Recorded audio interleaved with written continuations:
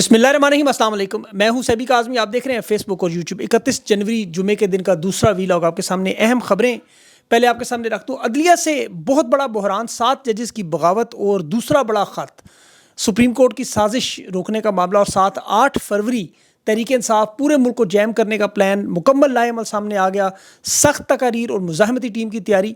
बलोचिस्तान तहरीक इंसाफ ने रिकॉर्ड तोड़ जलसा, सद्दाम तरीन का बड़ा ज़बरदस्त खिताब और शहबाज गिल को जर्मनी में रोकने की वजह क्या बनी, एयरपोर्ट पर क्या हुआ, तफसील मैं आपको बताऊंगा। सुप्रीम कोर्ट में एक और दरख्वास्त भी मुकर्रर होगी खान की, और फजलुर रहमान ने पीपल्स पार्टी की आज मुनाफकत का बड़ा इंकशाफ किया, और पीका कानून $6 अरब का टीका लगने जा रहा है। और सुप्रीम कोर्ट के बाद अब आईजी इस्लामाबाद ने भी अहलकारों को टिकटॉक पर लाइक शेयर्स मांग लिए। और नूली के दामाद कैप्टन सफदर की माफ़ कीजिएगा, आज फट पड़े, वो बयान दिया उन्होंने। वो तफसील से इन खबरों की बात करते हैं। तकरीबन 3 महीने बाद तहरीक इंसाफ के आज झंडे परचम नज़र आ रहे थे। सुनामी आज बलोचिस्तान से टकराया। हरनाई के मनाजिर देखकर ऐसे लग रहा था कि लाहौर या पेशावर के मनाजिर हैं। ये 3 महीने के बाद तकरीबन तहरीक इंसाफ का बड़ा कामयाब शो था। 26 नवंबर के बाद आपको पता है इदारों ने जिस तरह रोकने की, मुखालफत की, भरपूर कोशिश की। ये बड़ा पसमानदा इलाका था। यहाँ इतनी बड़ी तादाद में आवाम को देखकर ये अंदाज़ा हो सकता है कि अगर यहाँ हरनाई में खान का पैगाम पहुँच रहा है, यहाँ ये हालात है, तो मीनार पाकिस्तान में क्या होगा। यही सोच के शायद हुकूमत को झुरझुरियाँ आती हैं। और फिर दफ़ा 144, कंटेनर, सड़कें उखाड़ना, घरों पर छापे, बच्चों को छुट्टी स्कूलों में दे देना, स्कूल बंद कर देना। और फिर अगले दिन टॉक शोज़ में बैठ के वज़ीर कहते हैं जी तहरीक इंसाफ के लोग नहीं निकलते, ज़रा 2 दिन के लिए दफ़ा 144 हटाएँ, छापे बंद करें, इन्हें नज़र आ जाए कि जलसा जुलूस होता क्या है। बलोचिस्तान में इलेक्शन में बहुत बड़ी वारदात की गई थी, पूरे जिस तरह पूरे पाकिस्तान में थी, वरना यहाँ भी तहरीक इंसाफ की हुकूमत बन जाती। अब खैबर पख्तूनख्वा से ला कर इन्होंने डोमिसाइल पर यहाँ पे सेनेटर बनाए हुए, ये याद रखिएगा। और दूसरी तरफ खैबर पख्तूनख्वा में सेनेट के इंतखाबात आज तक नहीं करवा रहे। आज सद्दाम तरीन ने जो बड़ा अहम पैगाम था, वो डॉक्टर महरंग बलोच और मंजूर पश्तीन के साथ इत्तेहाद से पश्तून बेल्ट से बलोच बेल्ट तक नया इत्तेहाद, ये बहुत अहम मामला है। सालार काकड़ अगर आज जेल में न होता तो ये इसको 4 चांद लग जाने थे। लेकिन आज एक तरफ जुनैद अकबर धाड़ रहा था यहाँ, तो सद्दाम तरीन यहाँ जलसे में ललकार रहा था। खान ने जो पैगाम दिया ना, खौफ की जंजीरें तोड़ें, आज वो नज़र आ रहा था। जुनैद अकबर ने जो आज बयान दी और सख्त बातें की, वो खौफ की वाकई जंजीरें टूटती हुई नज़र आ रही। और मनसूबा भी बताया और नीयत भी बताई और लाए अमल भी बताया कि खान का हुक्म आया तो शांगला, जिस तरह शाहराह रेशम, अटक पुल, फाटा से आने वाला, अफगानिस्तान से आने वाला रास्ता और साउथ रीजन मोटरवे, ये सारे मुकम्मल तौर पर 8 फरवरी को बंद होंगे। उसने कहा अगर मुझे अगवा किया गया या गायब कर लिया गया, क्योंकि ज़ाहिर है इन लोगों की कोशिश तो होती है, तो इस लाए अमल पर फौरी तौर पर आपने अमल कर देना है, कोई इंतज़ार नहीं करना। 8 फरवरी यौम स्याह मनाने की तैयारियाँ हैं। और ये जुनैद अकबर ने जो कहा ना, मैं यहाँ शादी पर किसी की ढोल बजाने के लिए मुझे इमरान खान ने नहीं बनाया, ये 9 मई के बाद तहरीक इंसाफ के वर्कर्स और रहनुमाओं पर जो जुल्म सितम हुआ, उन तमाम लोगों को निशाना इबरत बनाने का वादा उसने किया, चाहे 5 साल लगें या 10 साल। उसने कहा ना मैं भूलूंगा, और जिन लोगों ने रुलाया मेरे वर्कर्स को, उन्हें रुला कर छोड़ूंगा। हमारे बच्चे रोए हैं तो इनके बच्चे भी रोएंगे। ये बड़ा सख्त बयान था। इससे पहले माजी में तहरीक इंसाफ के किसी रहनुमा ने 9 मई के बाद इस तरह का बयान नहीं दिया। और इस्टेब्लिशमेंट इसी वजह से जुनैद अकबर की इमरान खान से मुलाकात नहीं होने दे रही। लेकिन ये बहुत बड़ा मामला है। लोगों को अब समझ आ गया कि मुज़ाहमत अब होगी कैसे। और नून लीग के लोग कह रहे हैं यही बयानिया अवाम में बिक रहा है, क्योंकि एक तरफ नवाज शरीफ को इस्टेब्लिशमेंट ने खामोश किया है, कह रहे हैं जी बोलने नहीं दे रहे। 3 दफ़ा का वज़ीर आज़म, जिसका भाई वज़ीर आज़म, बेटी वज़ीर आला, और जावेद लतीफ़ कह रहा है नवाज शरीफ को बोलने दो। मतलब वो तो खैर बोलेगा, बोले। कैप्टन सफदर बोल पड़ा, अलबत्ता कह रहा है कि मुझे ये पागल करार देने लगे रावलपिंडी के कमिश्नर लियाकत चट्ठा की तरह। abcurdu.com की ये खबर है। कैप्टन सफदर ने अल्लाह के पाक नामों की कसम खा के कहा कि 2024 का इलेक्शन चोरी करके हमें आसिम मुनीर साहब ने दिया है। ये इनका एतराफ़ है जुर्म, बहुत बड़ा इल्ज़ाम लगा दिया इसने आर्मी चीफ पे। उन्हें चाहिए इन्वेस्टिगेशन करें इसकी। और कैप्टन सफदर को हो सकता है वाकई पागल करार दे के बैरून मुल्क शिफ्ट ही ना कर देंगे। अभी तो इसके साथ साथ अदलिया से देखें, खान का लिखा हुआ ख़त, उसकी गूंज ख़त्म नहीं हुई 349 सफ़ात पर। और जो या अफरीदी और अमीनुद्दीन खान को लिखा गया, सुप्रीम कोर्ट को इमरान खान ने कहा तमाशा ना देखें, इंसाफ करें।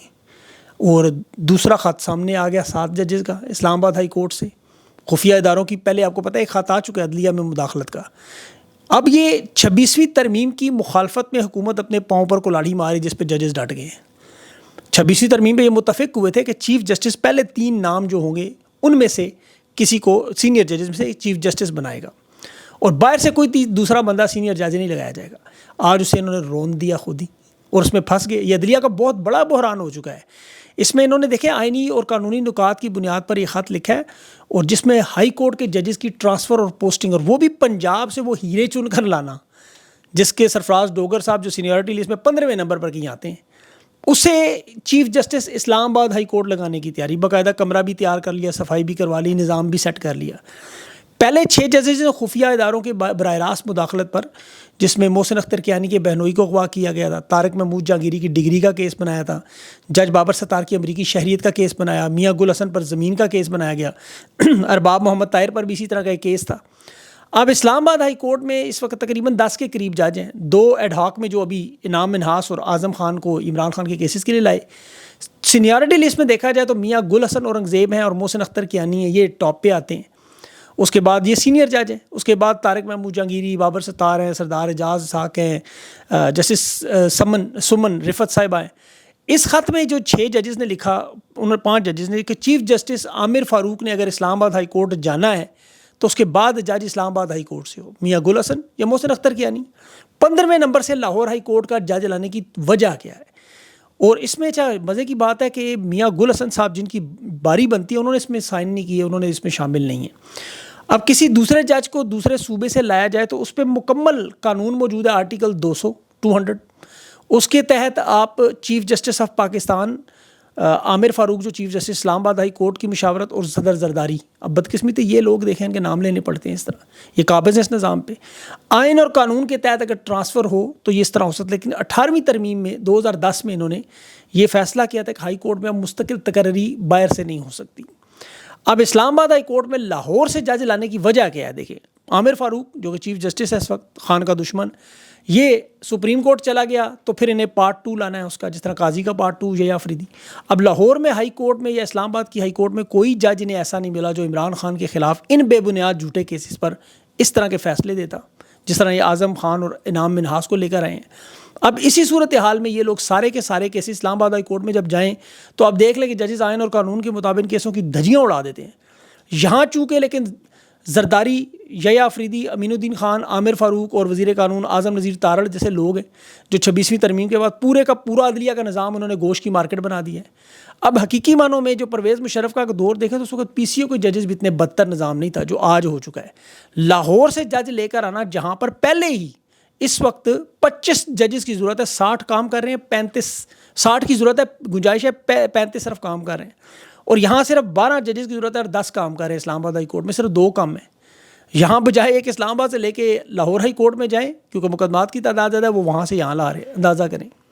اس پہ پاکستان کی تمام بار کونسل جو ہیں وہ ڈوگر راج کی بات کر رہے ہیں۔ جسٹس ڈوگر آپ کو یاد ہوں گے، جنہیں نہیں یاد وہ چیک کریں کچھ گوگل پہ جا کے، عدالتوں کا کھلواڑ ہوا تھا۔ لیکن آج جو تباہی بربادی، اب ملٹری کورٹ کی عدالت کی سماعت میں جمال خان مندوخیل کے نماک سن لے کہتے ہیں ہم جج ہیں، صرف فیصلہ دیتے ہیں، انصاف اللہ نے کرنا ہے۔ مطلب اللہ نے آپ کو اس مسند پر کیوں بٹھایا؟ تاکہ انصاف پر فیصلے کریں۔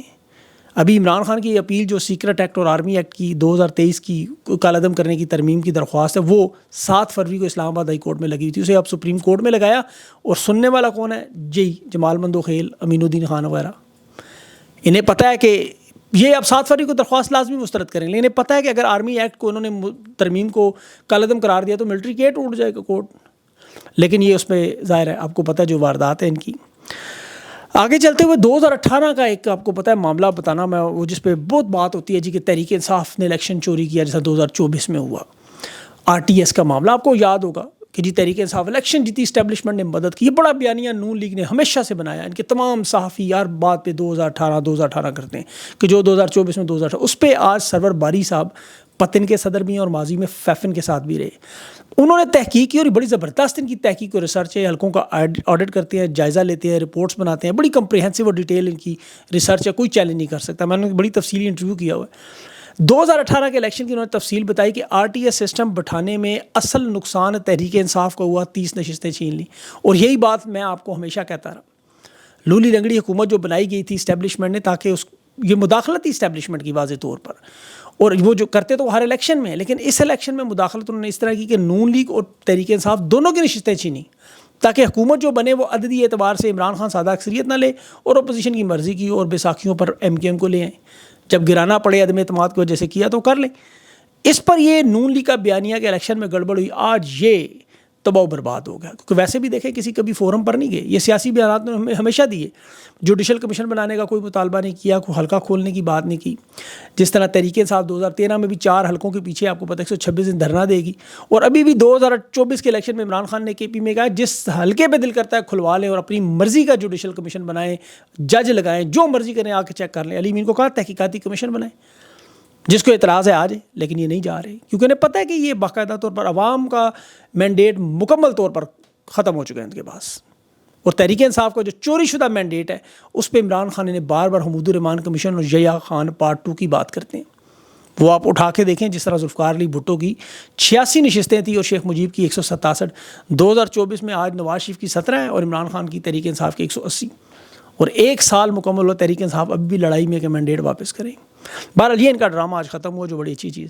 پیکا ایکٹ پہ آج یوم سیاہ منایا جا رہا ہے. صحافی سوشل میڈیا پر لگائی اس قدغن کے خلاف اکٹھے, اور دنیا بھر سے اس کا رد عمل آ رہا ہے. ایمنسٹی انٹرنیشنل سے کالا قانون قرار دیا, جو صحافیوں کی تنظیمیں ہیں وہ اسے آزادی اظہار رائے کا گلا گھونٹنے کے مترادف قرار دے رہے ہیں, اور حکومت تسلیم کر رہی غلطی. عرفان صدیقی نے کہا کہ پیکا ایکٹ ایک متنازع معاملہ بغیر مشاورت کے ہم نے جلد بازی میں لگایا. اب یاد رکھیں بلاول, احسن اقبال, مریم اورنگزیب, مریم نواز, شہباز شریف, ان سب کے بیانات آپ دیکھیں پیکا قانون 2016 سے یاد رکھیں چل رہا ہے. حکومت نے فیصلہ کیا کہ ہم طے کریں گے کہ فیک نیوز کون سی ہے اور اصلی نیوز کون سی ہے. یورپی یونین البتہ ڈنڈا دے دیا ٹریڈ یہ جو GSP+ اسٹیٹس کا. حکومت کو آج آگاہ کر دیا گیا باقاعدہ کہ آزادی اظہار رائے کے حوالے سے پیکا قانون کی یہ جرائم کی ان کی لسٹ میں ان ایشوز میں اوپر کے نمبروں پہ آ گئے, کیونکہ انسانی حقوق سے جڑا ہوا ہے آزادی اظہار رائے. GSP+ اسٹیٹس یاد رکھیں جو ڈیوٹی ایکسپورٹ کا 2014 سے وہ ختم کیا جا سکتا ہے, اور اس اسٹیٹس کی ملنے کی وجہ سے پاکستان کی مصنوعات جو ایکسپورٹ ہیں وہ ڈبل ہوئی ہیں. 6 ارب ڈالر کی یہ ایکسپورٹ ہے, 2014 کے بعد 108% اس میں اضافہ ہوا ہے. اور IMF کے اس وقت جہاں مکمل قرضے جتنا پورا پیکج ہے یہ اتنی ایکسپورٹ بنتی ہیں GSP+ اسٹیٹس کی. تو یہ پیکا کے چکر میں تباہی بربادی پھیر دیں گے. 1.5 کروڑ لوگ جو ہے وہ بے روزگار ہو جائیں گے. یہ کوئی چھوٹا معاملہ نہیں ہے, بہت بڑا. 1.5 کروڑ لوگ ان حالات میں اگر بے روزگار ہوئے اس کا کیا نتیجہ نکلے گا. جس طرح معیشت کے حالات ہیں وہ آپ کے سامنے. ایک طرف بے تحاشا قرضے ہیں, سود کی ادائیگیاں, 25 ارب ڈالر اس سال دینا ہے قرضے کی واپسی اور ان کی قسطوں کی. اوپر سے ڈالر کے مقابلے میں جو روپیہ کمزور ہوتا جا رہا ہے. درآمدات تو پہلے ہی مہنگی, عام آدمی کی تو قوت خرید مکمل ختم ہو چکی ہے. اور سیاسی استحکام آپ کے سامنے, سرمایہ کاروں کو اعتماد نہیں ہے. ٹیکسٹائل انڈسٹری سیکٹر میں جو توانائی کا بحران ہے, بجلی کے بل, اور عالمی منڈی میں پاکستان کے جو چھوڑے ہوئے کانٹریکٹ وہ سارے بھارت اور بنگلہ دیش کے پاس جا رہے ہیں. میں جہاں دیکھتا ہوں made in India, made in Bangladesh نظر آتا ہے, کیونکہ کاروباری لاگت پاکستان کی زیادہ ہے, وہ چیزیں اشیاء ان کی مہنگی ہیں ان کی نسبت. پھر اوپر سے IMF کے جو شرائط ہے, ٹیکسز میں اضافہ ہے, بجلی گیس کی قیمتیں بڑھانا ہے, سبسڈیز ختم کرنی ہے. تو اس صورتحال میں بے روزگاری میں بہت بڑا اضافہ ہو رہا ہے. اب یہ تباہی پھر جائے گی اور ایسے میں ان کے پاس تو کوئی نئی مارکیٹس نہیں ہے جہاں یہ اپنی مصنوعات بیچیں یا سیاسی استحکام کی طرف جائیں یا کچھ زراعت یا صنعت پہ کوئی کام کریں.